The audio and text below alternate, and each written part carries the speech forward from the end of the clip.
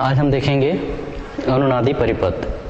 अनुनादी परिपथ के अंतर्गत हम यहाँ दो प्रकार के अनुनादी परिपथ होते हैं। एक होता है श्रेणी अनुनादी परिपथ और दूसरा होता है समांतर अनुनादी परिपथ। तो यहाँ पर हमारे कोर्स में केवल श्रेणी अनुनादी परिपथ है, तो हम यहाँ पर श्रेणी अनुनादी परिपथ के बारे में देखेंगे और वहाँ पर जो श्रेणी अनुनादी परिपथ जो होता है उसकी क्या विशेषताएं होती हैं और वहाँ पर हम देखेंगे उसका उपयोग क्या क्या होता है। तो यहाँ पर हम देखते हैं सबसे पहले अनुनादी परिपथ किसे कहते हैं। तो जब कोई LCR प्रत्यावर्ती धारा परिपथ होता है तो उसमें यदि प्रत्यावर्ती वोल्टेज और प्रत्यावर्ती धारा यदि समान कला में होते हैं तो उस स्थिति में उस प्रकार का जो परिपथ होता है उसे हम अनुनादी परिपथ कहते हैं। मतलब LCR परिपथ में यदि प्रत्यावर्ती वोल्टेज और प्रत्यावर्ती धारा दोनों यदि समान कला में होते हैं तो उस स्थिति में उस प्रकार का जो परिपथ होता है उसे हम अनुनादी परिपथ कहते हैं।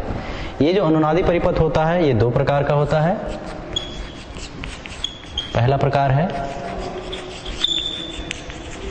श्रेणी अनुनादी परिपथ और दूसरा है समांतर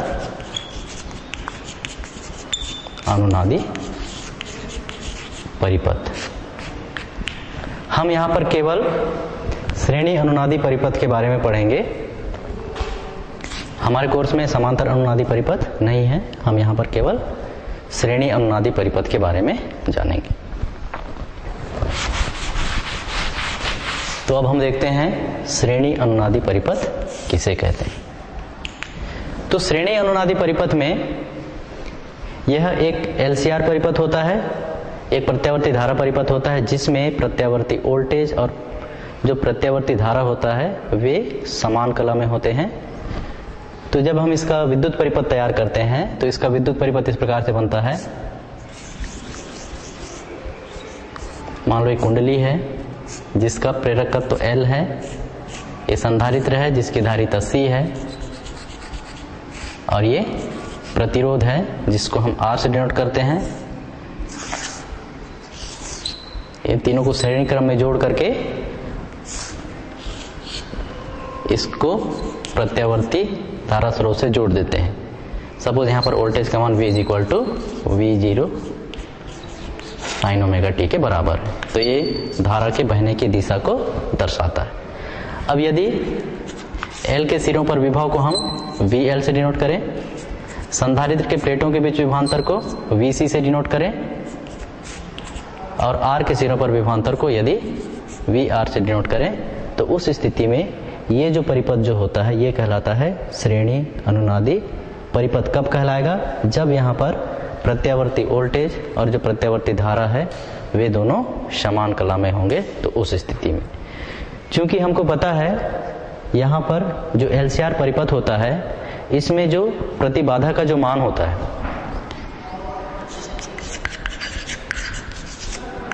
LCR परिपथ के लिए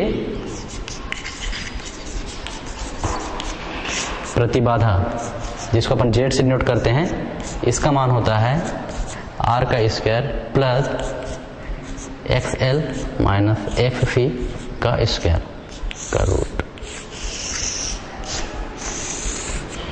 ये जो सूत्र है ये फार्मूला LCR परिपथ में प्रतिबाधा के लिए होता है, या इसी फार्मूले को हम लिख सकते हैं Z equal to R square plus XL के स्थान पर XL का मान रख देते हैं। XL का मान कितना होता है? ओमेगा L के बराबर होता है जिसको अपन प्रेरण प्रतिघात बोलते हैं, और XC जो होता है इसका मान 1/ओमेगा C के बराबर होता है जिसको हम धारिती प्रतिघात कहते हैं। मतलब इस समीकरण को हम ऐसा भी लिख सकते हैं, या Z is equal to root R का square plus omega L minus 1/ओमेगा C का स्क्वायर। इस समीकरण को हम ऐसा भी लिख सकते हैं। फिर LCR परिपथ के लिए जो कलांतर का जो मान होता है LCR परिपथ में कलांतर का जो टेंजेंट होता है वह होता है tan phi is equal to, इसका मान होता है XL माइनस XC बटे R, या इसी को हम दूसरे तरीके से लिखते हैं।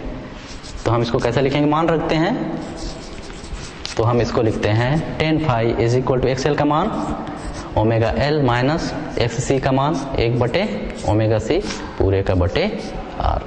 तो इस सूत्र से हम दर्शाते हैं कलांतर के टेंजेंट को। सपोज इसको हम इक्वेशन नंबर पहला दें और इसको इक्वेशन नंबर दूसरा दें। तो इस स्थिति में देखिए, यदि यहाँ पर XL और XC दोनों आपस में बराबर हो, यहाँ पर जैसे XL का मान XC के बराबर हो, तो उस स्थिति में क्या होगा, प्रतिबाधा Z का मान R के बराबर होगा। प्रतिबाधा Z का मान किसके बराबर हो जाता है, R के बराबर होता है। और उस स्थिति में यहाँ पर जो इस परिपथ की जो प्रतिबाधा जो होती है वह न्यूनतम हो जाता है। जब प्रतिबाधा न्यूनतम होता है तो उस स्थिति में यहाँ पर जो धारा का जो मान है वह अधिकतम हो जाता है। तो उस कंडीशन को हम यहाँ पर बोलते हैं अनुनाद की स्थिति। तो इसके लिए देखिए, अब यदि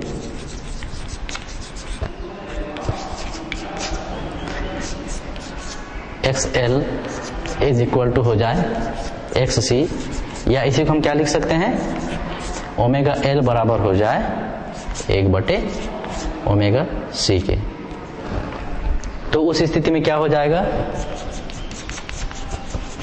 तो समीकरण नंबर 1 से क्या हो जाएगा, तो समीकरण 1 से मिल जाता है हमको Z बराबर R, और यह मान होता है मिनिमम।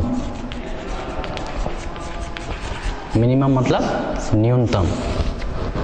और इस स्थिति में जब इस परिपथ का जो प्रतिबाधा है वह न्यूनतम होता है, तो उस स्थिति में परिपथ में जो बहने वाली जो धारा है उसका मान कैसा हो जाएगा, मैक्सिमम होगा, क्योंकि उस परिपथ में जो प्रतिबाधा या जो धारा के मार्ग में जो रुकावट है वह कैसा है, न्यूनतम है। तो उस स्थिति में उस परिपथ में बहने वाली धारा का मान अधिकतम हो जाता है। तो इस स्थिति को बोलते हैं अनुनाद की स्थिति।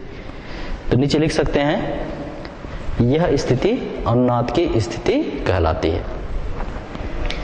अब इसके बाद अपन देखते हैं अनुनाद की स्थिति में यहां पर क्या होगा।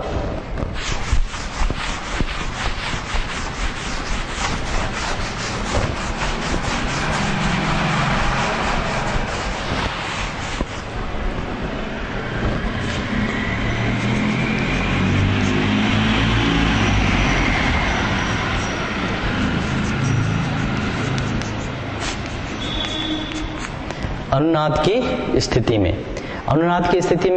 अनुनाद की स्थिति हमें कब प्राप्त होती है, जब यहाँ पर जो प्रेरण प्रतिघात होता है वह धारिता प्रतिघात के बराबर होता है। उस स्थिति में हमको अनुनाद की स्थिति प्राप्त होती है, क्योंकि जब धारिता प्रतिघात और प्रेरण प्रतिघात जब आपस में बराबर होते हैं तो उस स्थिति में जो LCR परिपथ या जो LCR परिपथ जिसको अपन यहाँ पर श्रेणी अनुनादी परिपथ कह रहे हैं, क्यों कह रहे हैं, तो उसका रीजन ये है कि जब अनुनाद की स्थिति होती है अर्थात प्रेरण प्रतिघात और धारिती प्रतिघात आपस में बराबर हो जाते हैं, तो उस स्थिति में परिपथ का जो प्रतिबाधा है वह न्यूनतम हो जाता है।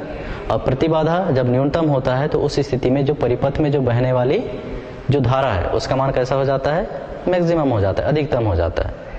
तो इस स्थिति को हम बोलते हैं अनुनाद की स्थिति। तो अनुनाद की स्थिति में क्या बराबर होते हैं आपस में, XL is equal to XC, या इसी को हम आगे लिखेंगे तो कितना लिख सकते हैं, XL का मान हमको पता है ओमेगा L के बराबर होता है और XC का मान होता है 1 बटे ओमेगा C के।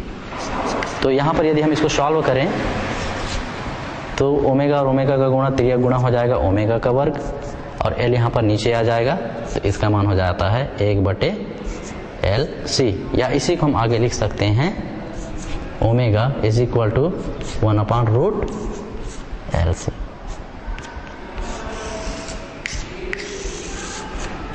इसको दे देते हैं समीकरण नंबर 3।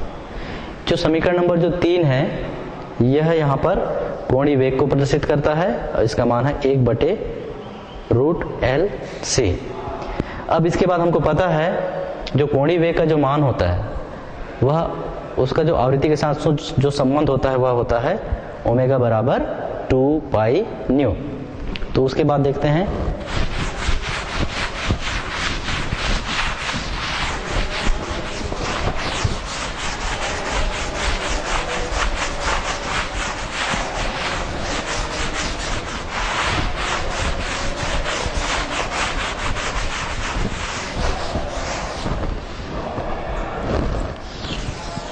यहाँ पर देखिए, क्योंकि ओमेगा बराबर होता है 2 pi new,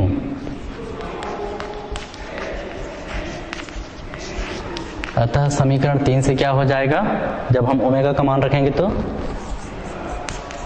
2 pi nu is equal to 1 upon root L C, या इसी को हम आगे लिखेंगे तो ये न्यू हो जाएगा, nu is equal to 1 upon 2 pi root L into सी।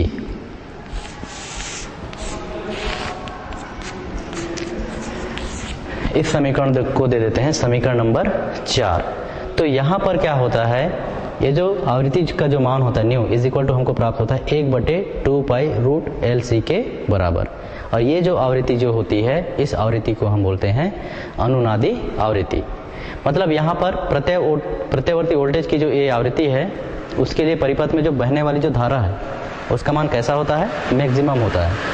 मतलब इस आवृत्ति के लिए परिपथ में जो बहने वाली धारा है उसका मान कैसा होता है, अधिकतम होता है। इसलिए हम यहाँ पर इस आवृत्ति को क्या कहते हैं, अनुनादी आवृत्ति कहते हैं, जिसको हम न्यू 0 से डिनोट करते हैं।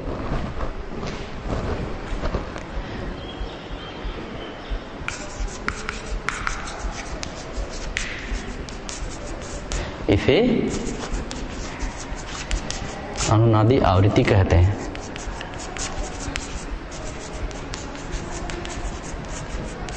और इसे न्यू 0 से दर्शाते हैं।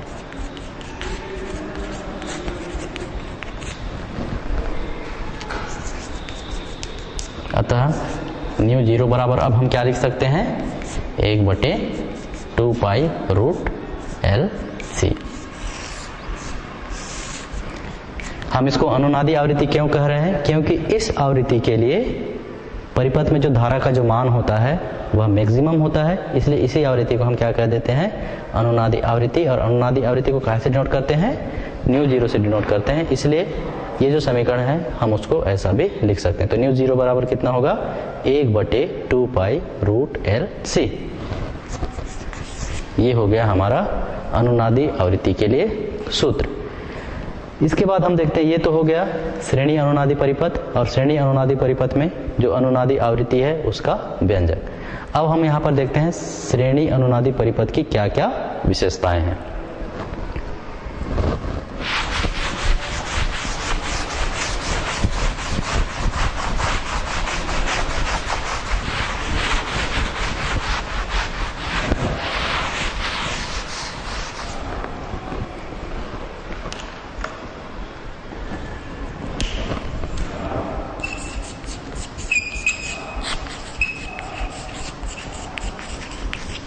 श्रेणी अनुनादी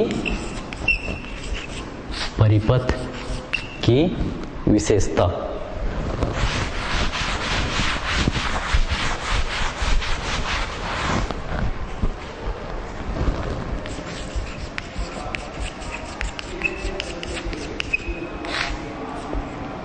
श्रेणी अनुनादी परिपथ की विशेषताएं।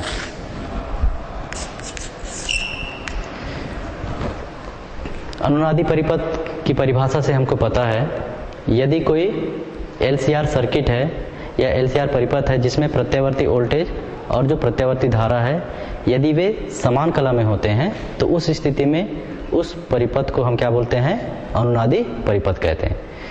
तो इसी के आधार पर हम यहाँ पर जो श्रेणी अनुनादी परिपथ होता है उसकी विशेषताओं के बारे में जानते हैं।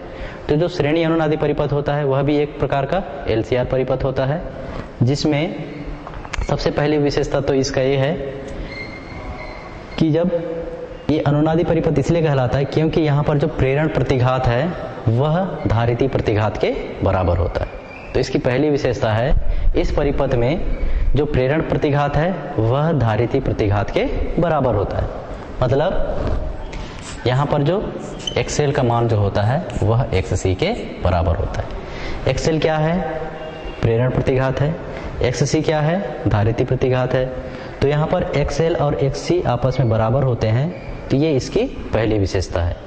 ठीक है, श्रेणी अनुनादी परिपथ में XL किसके बराबर होता है? XC के बराबर होता है, मतलब प्रेरण प्रतिघात और धारिती प्रतिघात आपस में बराबर होते हैं। इसके बाद इसकी दूसरी विशेषता है, इस परिपथ की जो प्रतिबाधा जो होती है वह न्यूनतम होता है।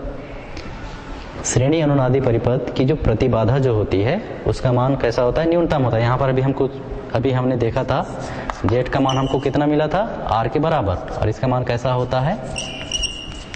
न्यूनतम होता है। तो श्रेणी अनुनादी परिपथ की जो प्रतिबाधा जो होती है उसका मान न्यूनतम होता है, और चूंकि प्रतिबाधा न्यूनतम होती है इसलिए यहाँ पर जो श्रेणी अनुनादी परिपथ में जो धारा बहती है उस धारा का मान मैक्सिमम होता है, अधिकतम होता है। इसके बाद फिर यहाँ पर इसकी तीसरी विशेषता हम कैसे बता सकते हैं? यहाँ पर जो प्रत्यावर्ती वोल्टेज जो आरोपित किया जाता है और जो प्रत्यावर्ती धारा जो है ये दोनों समान कला में होते हैं। ठीक है ना, मतलब श्रेणी अनुनादी परिपथ की जो अगली विशेषता है, यहाँ पर प्रत्यावर्ती वोल्टेज और प्रत्यावर्ती धारा दोनों समान कला में होते हैं, मतलब उनके बीच कोई कलांतर नहीं होता। मतलब यहाँ पर कलांतर का मान कितना होता है? 0 के बराबर। कलांतर का मान 0 के बराबर हो रहा है, इसका मतलब प्रत्यावर्ती वोल्टेज और जो प्रत्यावर्ती धारा है उसके बीच में कोई कलांतर नहीं है, अर्थात वे दोनों कैसे हैं? समान कला में हैं। इसके बाद हम इसकी चौथी विशेषता को बता सकते हैं। जैसे प्रेरकत्व और जो धारिता उसके सिरों पर जो हमको वोल्टेज प्राप्त होगा, परिणामी वोल्टेज, उसका मान इस परिपथ में जो श्रेणी अनुनादी परिपथ में जो हम वोल्टेज आरोपित किए हैं उसके मान से अधिक हो सकता है। अर्थात जो L के सिरों पर जो वोल्टेज है और C के सिरों पर जो वोल्टेज है, इनका जो परिणामी है वह उस परिपथ में, श्रेणी अनुनादी परिपथ में जो हम वोल्टेज आरोपित किए हैं उसके मान से अधिक हो सकता है। तो हम इसको दूसरे शब्दों में क्या बोल सकते हैं? इस परिपथ में वोल्टेज का क्या होता है? प्रवर्धन होता है, मतलब वोल्टेज यहाँ पर बढ़ता है। ठीक है, वोल्टेज का प्रवर्धन। चौथी विशेषता को हम बोल सकते हैं वोल्टेज का प्रवर्धन होता है। यहां पर वोल्टेज का प्रवर्धन होता है। उसके बाद पांचवी विशेषता बता सकते हैं, यहां पर अनुनादी आवृत्ति पर जो परिपथ का जो ओमी प्रतिरोध है उसका यहां पर कोई प्रभाव नहीं पड़ता है। मतलब जो हमारा अनुनादी आवृत्ति है उस पर जो परिपथ का जो ओमी प्रतिरोध है उसका कोई प्रभाव अनुनादी आवृत्ति पर नहीं पड़ता। मतलब यहाँ पर ओमी जो प्रतिरोध है वह अनुनादी आवृत्ति पर कोई प्रभाव नहीं डालता है। तो इस प्रकार से हम देख सकते हैं श्रेणी अनुनादी परिपथ की ये 5 विशेषताएं। पहली विशेषता, श्रेणी अनुनादी परिपथ में प्रेरण प्रतिघात और धारिता प्रतिघात आपस में बराबर होते हैं। दूसरी विशेषता, श्रेणी अनुनादी परिपथ की जो प्रतिबाधा जो होती है वह न्यूनतम होती है। प्रतिबाधा न्यूनतम होने के कारण यहाँ पर धारा का मान अधिकतम होता है। श्रेणी अनुनादी परिपथ में जो प्रत्यावर्ती वोल्टेज है और प्रत्यावर्ती जो धारा है उसके बीच कोई कलांतर नहीं होता, अर्थात प्रत्यावर्ती वोल्टेज और प्रत्यावर्ती धारा समान कला में होते हैं। और यहाँ पर जो चौथी जो विशेषता है, श्रेणी अनुनादी परिपथ में जो L के सिरों पर जो वोल्टेज प्राप्त हो रहा है और जो C के सिरों पर जो वोल्टेज प्राप्त होता है, इनका जो परिणामी जो होता है इस श्रेणी अनुनादी परिपथ में जो आरोपित वोल्टेज है उसके मान से अधिक हो सकता है। अर्थात इस स्थिति में यहाँ पर जो वोल्टेज का जो मान जो होता है वह बढ़ जाता है, तो हम यहाँ पर कहते हैं श्रेणी अनुनादी परिपथ में वोल्टेज का प्रवर्धन होता है। और जो पांचवी जो इसकी विशेषता है, पांचवी विशेषता को कैसे बता सकते हैं? अनुनादी आवृत्ति पर परिपथ का जो ओमी प्रतिरोध है उसका अनुनादी आवृत्ति पर कोई प्रभाव नहीं पड़ता है। तो इस प्रकार से ये श्रेणी अनुनादी परिपथ की विशेषताएं। इसके बाद हम देखते हैं श्रेणी अनुनादी परिपथ का उपयोग।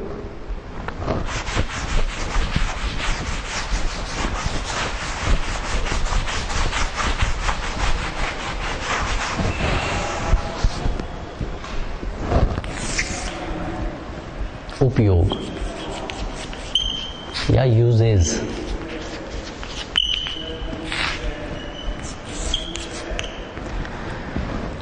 श्रेणी अनुनादी परिपथ का जो पहला जो उपयोग है वह है ग्राही परिपथ के रूप में। पहला उपयोग है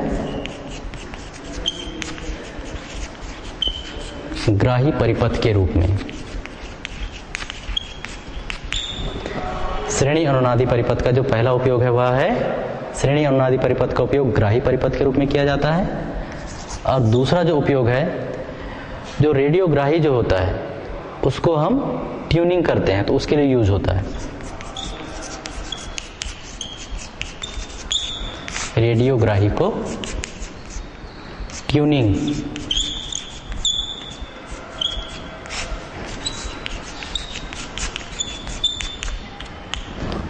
ठीक है, जैसे रेडियोग्राही को ट्यूनिंग करने में यूज हो रहा है, इसका मतलब क्या है, जैसे रेडियो में हम क्या करते हैं, कोई विशेष स्टेशन को लगाते हैं तो उसके लिए हम क्या करते हैं, जो उसमें जो मॉड्यूल लगा रहता है या उसमें जो घुंडी लगा रहता है उसको घुमाते हैं तो एक विशेष जगह पे हमको वह स्टेशन पकड़ता है, ऐसा बोलते हैं। तो उसके लिए भी हम किसका यूज करते हैं, श्रेणी अनुनादी परिपथ का।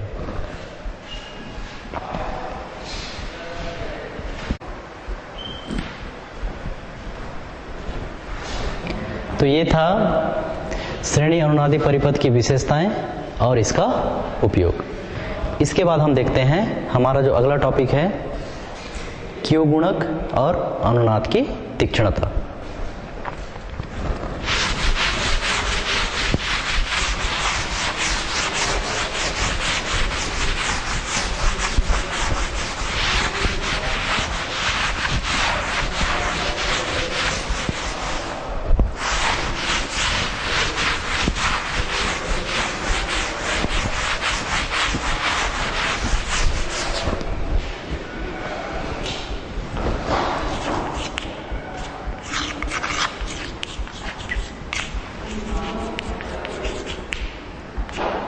क्यू गुणक और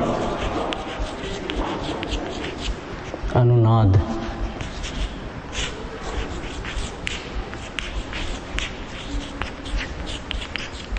की तीक्ष्णता। जैसे हमने देखा अनुनादी स्थिति में, यदि मान लो जो अनुनादी आवृत्ति पर जो धारा का जो मान जो होता है उसका मान अधिकतम होता है। अनुनादी आवृत्ति पर धारा का मान कैसा होता है, मैक्सिमम होता है या अधिकतम होता है।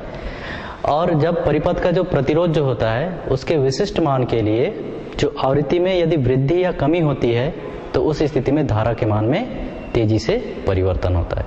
तो धारा के मान में किस प्रकार से परिवर्तन होता है आवृत्ति के साथ, उसको हम एक ग्राफ के माध्यम से देख सकते हैं। यदि हम यहाँ पर I और V के बीच में ग्राफ खींचें, I और आवृत्ति के बीच में, सॉरी, I और न्यू के बीच में ग्राफ खींचें, इस दिशा में आवृत्ति को लें और इस दिशा में यदि हम धारा I को लें, तो उस स्थिति में देखते हैं कि जब परिपथ का प्रतिरोध न्यूनतम होता है तो उस स्थिति में जो इसकी जो तीक्ष्णता जो होती है, धारा का जो मान जो होता है वह अधिकतम होता है। जब प्रतिरोध का मान न्यूनतम होता है तो उस स्थिति में धारा का मान अधिकतम होता है, और जब प्रतिरोध अधिकतम होता है तो उस स्थिति में जो धारा का जो मान होता है वह न्यूनतम होगा। तो हम यहाँ पर देख सकते हैं, यदि यहाँ पर देखिए, यदि R1 का मान बड़ा है R2 से और R2 का मान बड़ा है R3 से, तो इसके लिए यदि हम यहाँ पर इन प्रतिरोध के लिए यदि हम ग्राफ देखें तो यहाँ पर R1 का मान ज़्यादा है तो इसके लिए जो ग्राफ जो मिलेगा वह हमको सपाट मिलेगा, ठीक है। और R3 का मान यहाँ पर कम है, इस प्रतिरोध का मान सबसे कम है, इसलिए यहाँ पर इसका जो ग्राफ जो मिलेगा हमको तीक्ष्ण प्राप्त होता है। तो हम उसी को बोलते हैं अनुनाद की तीक्ष्णता। सपोज यहाँ पर अनुनादी आवृत्ति है जिसको अपन कहाँ से डिनोट करते हैं, न्यू जीरो से डिनोट करते हैं। अब यदि इसी को हम R1 प्रतिरोध के लिए देखें तो R1 का मान कैसा है, प्रतिरोध R1 का मान मैक्सिमम है, तो R1 का मान मैक्सिमम है, इसलिए यहाँ पर धारा का मान कैसा मिलेगा, कम मिलेगा। तो उस स्थिति में यहाँ पर ग्राफ कैसा मिलेगा, इस प्रकार से सपाट मिलता है ग्राफ। उसके बाद फिर R2 का मान R1 से कम है, तो इसका ग्राफ थोड़ा सा इसकी अपेक्षा तीक्ष्ण बनेगा। तो इस प्रकार से तो ये था R1 के लिए, ये है R2 के लिए। अब R3 का मान और कम हो गया, तो उस स्थिति में धारा का मान और ज़्यादा बढ़ेगा। तो धारा का मान कहाँ तक बढ़ता है, इस प्रकार से ऐसा बढ़ता है। किसके लिए है, ये R3 के लिए। तब हम यहाँ पर बोलते हैं कि जब प्रतिरोध का मान न्यूनतम होता है तो उस स्थिति में धारा का मान अधिकतम होता है, और उस स्थिति में जब धारा का मान अधिकतम होता है तो यहाँ पर जो अनुनाद जो होता है वह कैसा होता है, तीक्ष्ण होता है। हमारा जो ग्राफ मिला है यहाँ पर देखिए, सबसे ज़्यादा ऊपर में है, ये तीक्ष्ण दिख रहा है, और जब प्रतिरोध का मान अधिक है तो उस स्थिति में जो धारा के लिए जो ग्राफ बना है कैसा बना है, सपाट बना है। तो ये कहलाता है अनुनाद की तीक्ष्णता। तो ऐसे परिपथ को जिसमें आवृत्ति के कारण धारा के मान में अत्यधिक परिवर्तन होता है उसको हम बोलते हैं अत्यधिक तीक्ष्ण कहते हैं, और जिसके कारण धारा प्रतिरोध का मान जब अधिक होता है और उस स्थिति में जो ग्राफ बनता है उसको हम बोलते हैं कि वहाँ पर ग्राफ कैसा बना है, सपाट बना है। ठीक है ना। अब इसके बाद हम देखते हैं क्यू फैक्टर के बारे में जानते हैं, या क्यू गुणक के बारे में जानते हैं। क्यू गुणक किसे कहते हैं? तो अनुनाद की तीक्ष्णता का निर्धारण एक विमाहीन राशि के द्वारा किया जाता है। अनुनाद की तीक्ष्णता का जो निर्धारण है वह हम किसके द्वारा करते हैं, एक विमाहीन राशि के द्वारा करते हैं, जिसको हम बोलते हैं क्यू गुणक या क्यू फैक्टर। हमारा अगला टॉपिक है क्यू गुणक।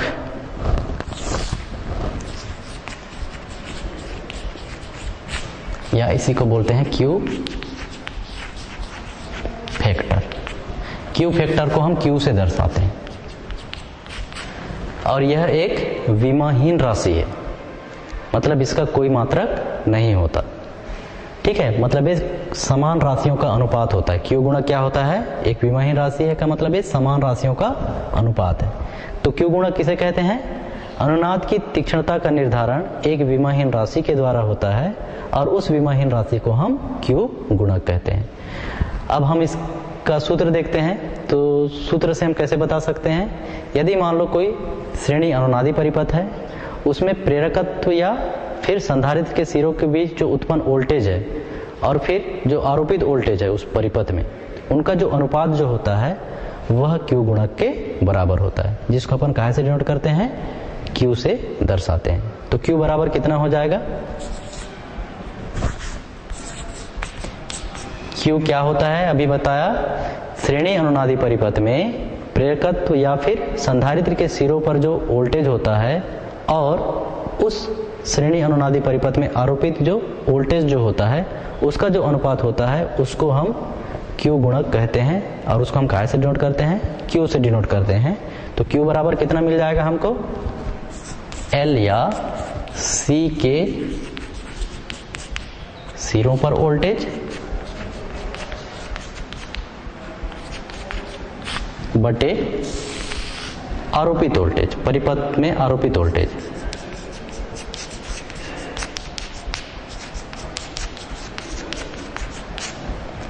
ठीक है, तो एल या सी के सिरों पर वोल्टेज बटे आरोपित वोल्टेज, इसका जो अनुपात जो होता है वह क्यू के बराबर होता है, क्यू फैक्टर के बराबर होता है। तो यहाँ पर देखिए, यह एक विमाहीन राशि, अभी मैंने बताया आपको, यह विमाहीन राशि क्यों है, क्योंकि समान राशियों का अनुपात है, वोल्टेज और वोल्टेज का ही अनुपात है, इसलिए यह कैसी राशि है, एक विमाहीन राशि है। तो चूंकि अपन को पता है, चूंकि एल के सिरों पर जो वोल्टेज जो होता है, एल के सिरों पर जो वोल्टेज जो होता है उसका मान किसके बराबर होता है, आई इंटू एक्सएल के बराबर होता है। ठीक है ना, तथा आरोपित वोल्टेज कितना हो जाएगा,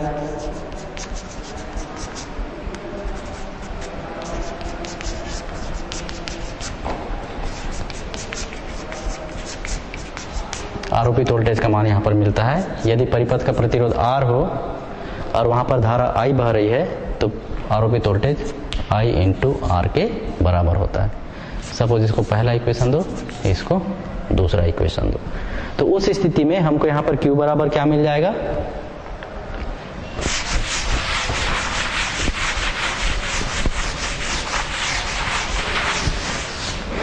अब यहाँ पर देखिए, अतः Q बराबर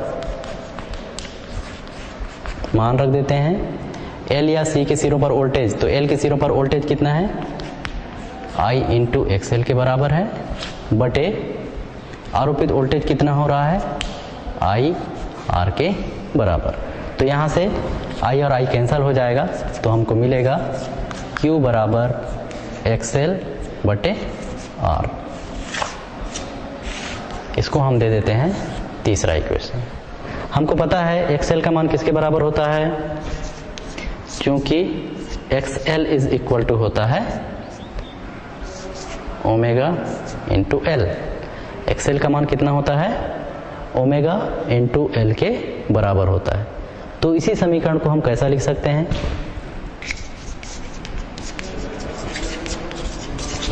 अतः समीकरण 3 से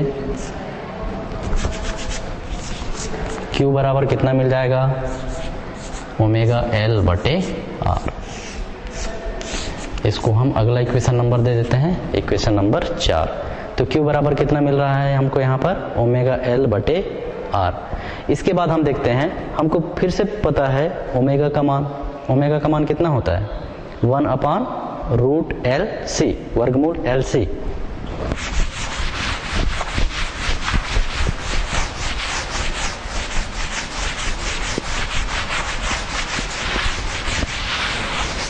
तो यहां पर देखिए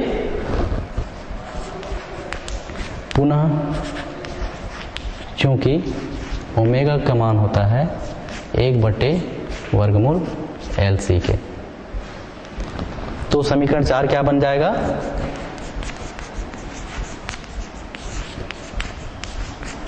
तो समीकरण नंबर 4 से, समीकरण नंबर 4 से अब क्या हो जाएगा, Q बराबर ओमेगा का मान रखेंगे 1/√LC इंटू एल बटे आर। या इसी को अब हम कैसा लिख सकते हैं, इसी को हम लिख सकते हैं, ये हो जाएगा √L बटे √C बटे आर। या इसी को हम लिख सकते हैं 1/R इंटू √L बटे C।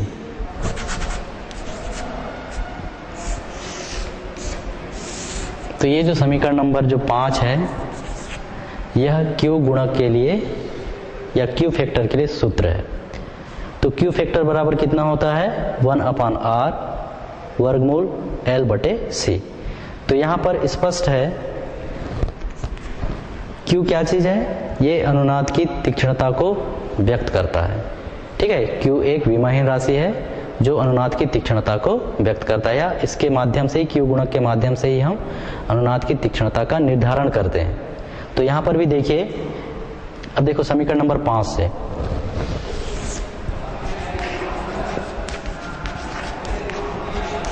समीकरण नंबर 5 से पहली स्थिति देखिए, Q व्युत्क्रमानुपाती है 1/R के। देखिए Q अनुक्रमानुपाती है 1/R के, या Q व्युत्क्रमानुपाती है किसके, R के। मतलब जब परिपथ का जो प्रतिरोध है वह कम होगा तो उस स्थिति में Q का मान अधिक होगा, और उस स्थिति में Q का मान अधिक है का मतलब क्या होगा, अनुनाद तीक्ष्ण होगा।